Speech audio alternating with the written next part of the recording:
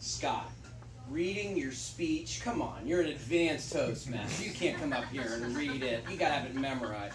I had to get it out of the way because it's always fun. It's an inside joke with Scott and everyone who's heard the story. The point is, Scott was doing an interpretive reading speech today, and my favorite question in the evaluation form I got was, did the reader use the voice of the author? Yes! Yes, it sounded a lot like Scott. It was amazing. Wow.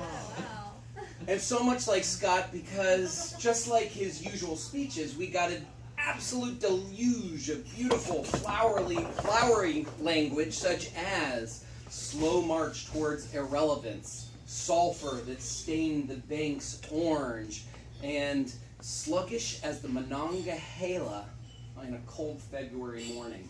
Those are just beautiful, well-written statements, and you delivered them very intelligibly. You have a very understandable voice, which is amazing because you were going pretty fast a lot of the time, yet I don't think I missed more than a couple words here and there.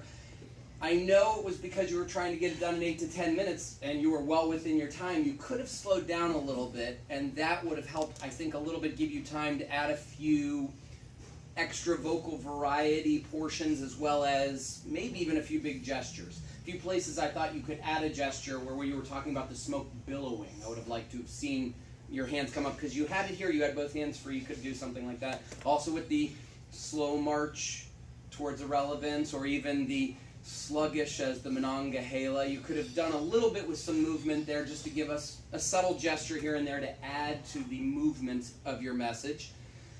However, you had some really good vocal variety too when you talked about use them up. Your grandparents giving us that. Unfortunately, they were dead wrong. Drink Stoney's beer. All of those were really good portions of your vocal variety. A few places you might have added a little more. The industrial robber barons. You kind of ran through that, and I would have liked to have heard, wow, industrial robber barons. Get in a nefarious mode there. They're ripping off your little community. As well as an undercurrent of distrust. I would have liked to hear that enunciated, just like you did game over, with a little bit of staccato to really emphasize the feeling there.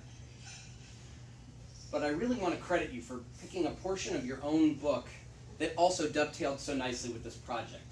The project calls for a climax, coming to a conclusion that feels like it built all the way there.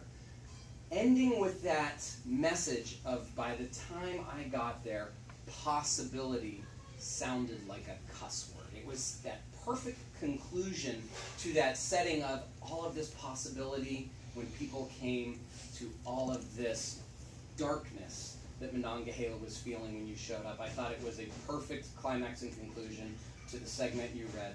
Thank you very much. I look forward to you reading more portions of your own works.